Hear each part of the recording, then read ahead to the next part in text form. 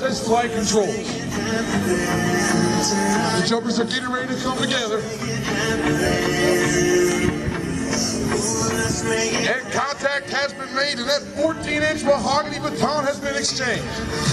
They now alter their body positions to form 120-mile-per-hour spirals in the sky.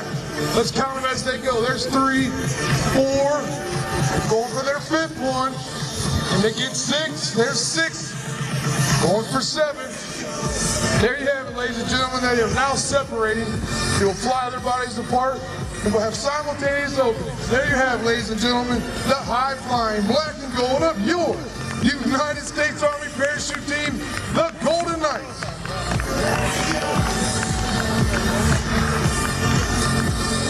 Mr. Charlie Hillard, former team leader of the Eagles Aerobatics team, and parachute.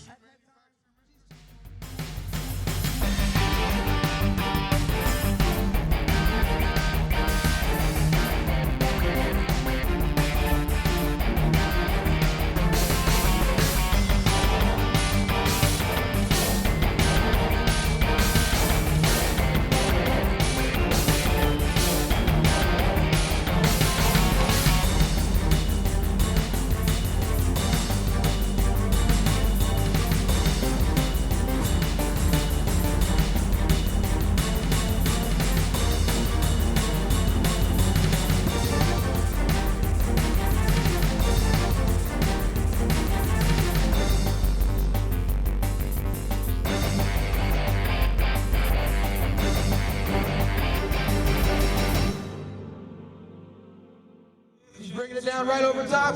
And there we have, folks, he is down for a nice standing landing again. Once you make that turn, the first jumper will turn and locate a thin trail of red smoke on the horizon.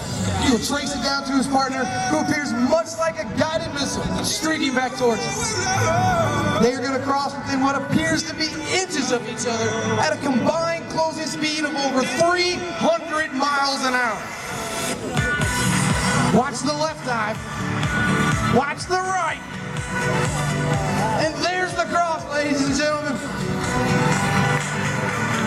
And once again, we have 2 perfectly good gold and black parachutes in the sky.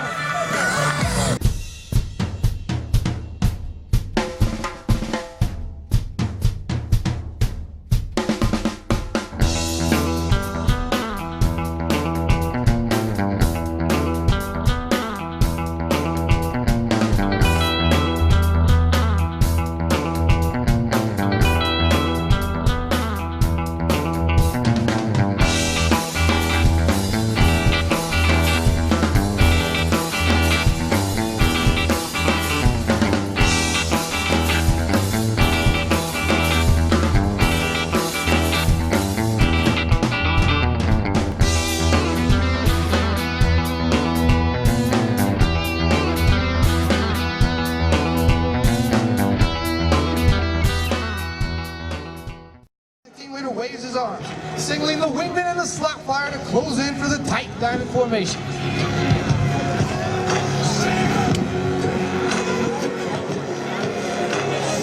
At this point, the jumpers are almost flying nearly inches apart and will make no physical contact while in the tight diamond formation. Since vocal commands cannot be heard in free fall, the team leader is relying on hand and arm signals for communication. At 5,000 feet, he waves his arms, signaling all 4 jumpers to turn and streak to the 4 points of the compass. And there you have the high-flying black and gold of your United States Army parachute team, the Golden Knights. Getting the parachute down. He's right over top of the target, bringing it down nice and soft. Once again, for a nice standing landing, ladies and gentlemen. Tell your buddy to gain that vertical separation from you, and then you can come down directly over on top of them, ladies and gentlemen. Let's give these second and third jumpers a nice round of applause. And here it is of our free fall photographer from Bradenton, Florida. He's an airborne military policeman with 2,000 free fall parachute jumps. Staff Sergeant Jimmy Hackett. Coming to you from Dallas, Georgia. He's an airborne forward observer with 1,125 free fall parachute jumps. Sergeant Travis Downing. Coming all the way up from Florida, from Fort Lauderdale, he's an airborne infantryman with 1,300 free-fall parachute jumps. Staff Sergeant David Itcheverry. From the sands of Phoenix, Arizona, he's an airborne medic with 1,205 free-fall parachute jumps. Staff Sergeant Ken Severin. And from the Northeast, from Vernon, Connecticut, he's an airborne infantryman with 900 free-fall parachute jumps. Sergeant Luke Oak. All the way from the Rockies, Colorado Springs, Colorado, he's an airborne aircraft maintenance technician with 660 free-fall parachute jumps. Specialist Jason Winger.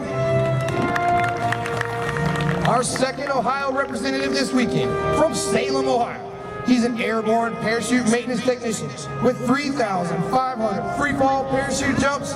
Staff Sergeant Chris Clark. And our final home state representative, from Lima, Ohio, he's an airborne parachute maintenance technician with 8,500 free-fall parachute jumps. Sergeant First Class Justin Blewett. And leading the Golden Knights in freefall, the team leader of the Black Demonstration Team. From Bushnell, Illinois, he's an airborne artilleryman with 972 free-fall parachute jumps. Sergeant First Class Ty Statler. Ladies and gentlemen, it gives me great pleasure to introduce to you the Black Demonstration Team for the 2015 Air Show season. All members of your United States Army Parachute Team, the Golden Knights.